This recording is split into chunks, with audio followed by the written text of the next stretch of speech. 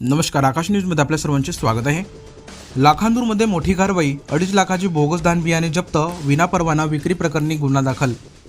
लाखांदूर तालुक्यात बोगस धान बियाण्यांची विनापरवाना विक्री करणाऱ्या इसमावर कृषी विभाग व भरारी पथकाच्या संयुक्त कारवाईत मोठा दणका देण्यात आला असून तब्बल 2.5 लाख रुपये किमतीच्या बोगस बियाण्यांचा साठा जप्त करण्यात आला आहे।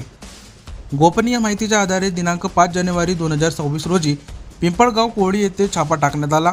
यावेळी पिंपळगाव कोळी येथील मदन रामटेक हा इसम स्वतःच्या घरी धान पिकाचे बियाणे पॅकिंग करताना आढळून आला। तपासणीत सदर इसमाकडे बियाणे उत्पादन व विक्रीचा कोणताही वैध परवाना नसल्याचे स्पष्ट झाले। तपासादरम्यान विविध कंपन्यांच्या नावाने तयार केलेले बोगस माहिती पत्रक, पॅकिंग साहित्य तसेच पॅक स्वरूपातील धान बियाणे आढळून आले। या बियाण्यांची अंदाजे किंमत एकूण 2.5 लाख रुपये इतकी असल्याचे कृषी विभागाने नमूद केले आहे। विशेष म्हणजे सदर बियाण्यांचे जुने 2018 सालचे प्रयोगशाळा कागदपत्रे दाखवून शेतकऱ्यांची फसवणूक केली जात असल्याचेही निदर्शनास आले आहे। पंचनामा कारवाईवेळी संबंधित इस्माने पंचनाम्यावर स्वाक्षरी करण्यास नकार दिला असल्याची माहिती आहे।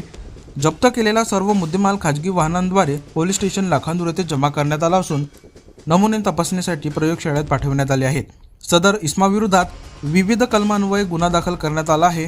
बोगस बियाणांमुळे शेतकऱ्यांचे मोठे आर्थिक नुकसान होत असल्याने अशा कारवायांमुळे अवैध विक्रेत्यांमध्ये खळबळ उडाली आहे। कृषी विभागाने शेतकऱ्यांना फक्त परवानाधारक विक्रेत्यांकडूनच बियाणे खरेदी करण्याचे आवाहन केले आहे।